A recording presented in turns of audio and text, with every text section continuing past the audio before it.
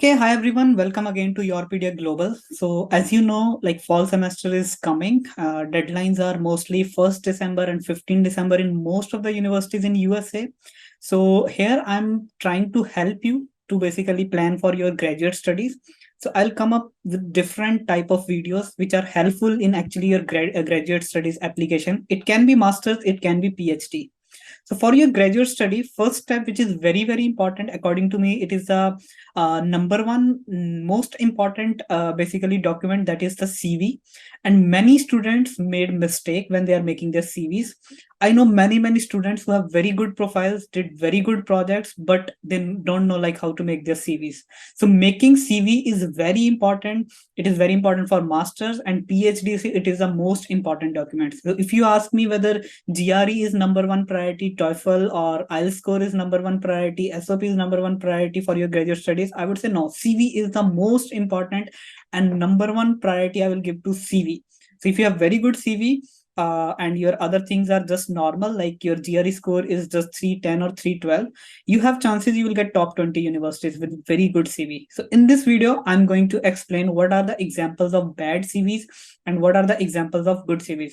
So it is not the full complete guide. If you want full guidance regarding making CV and you're struggling like how to put information in your CV, then you can always fill up the Google form. You can always talk to the Yourpedia Global mentors, and you can follow us on LinkedIn and Instagram and try to connect with us. We will get back to you and give you more information.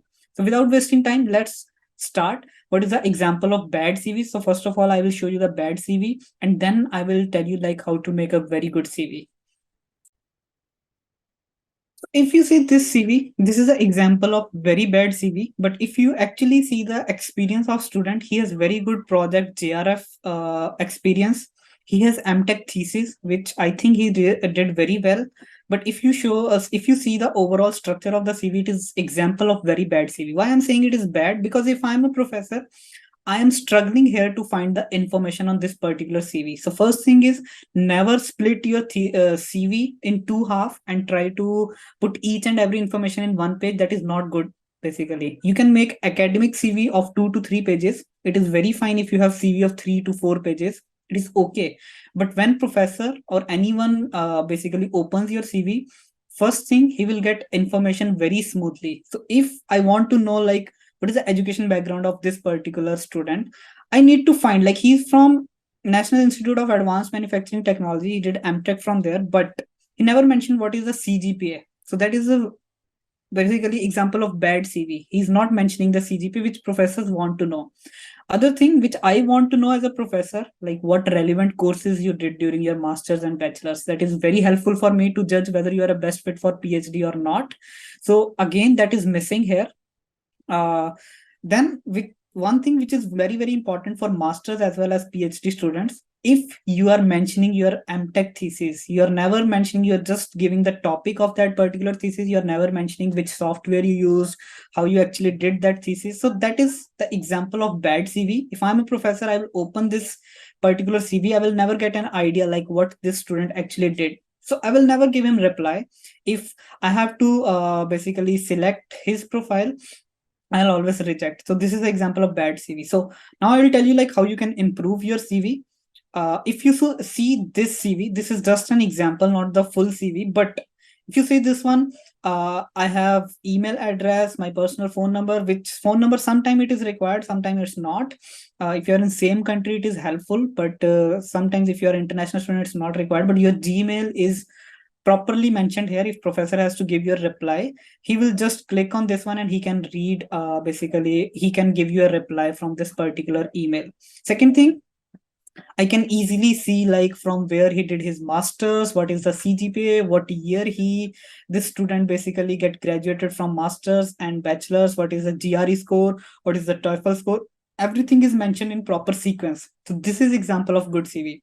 Then I provided basically research interest over here. So if you want to send email to a particular professor, you have to tell him like what are your research interests, what relevant courses you did to that particular research interest. So this is example of good CV. This is not the whole good CV, but yeah, this is example how you have to draft your CV. You can see the formatting, which is very good over here, and easily you could find the information.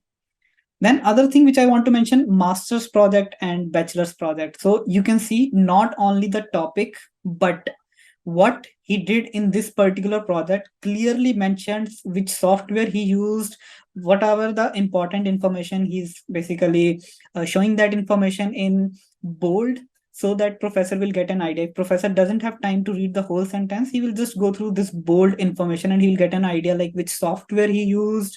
And this guy, he developed some subroutines, user defined subroutines, so that it will generate some interest in professor's mind, and he might then read other information which is given over here. So this is how you have to make a good CV. This is just example, not the complete good CV. So where to show your publication, basically how to show your extracurricular activities, your job experience. If you want more information regarding that, you can always connect with your PDA member. So link is there in description. There is one Google sheet which you have to fill. We will get back to you and we will give you guidance like how to make your CV, SOP and other documents for your grad studies. So in the end, all the very best for your fall admission. If you want any help at any step, just let us know, fill the Google sheet, we will get back to you. So thank you very much. I will come up again with another videos regarding SOPs, cover letter, LORs, and whatever you need. Just post in the comments whatever videos you want me to make. I will do that. Thank you so much.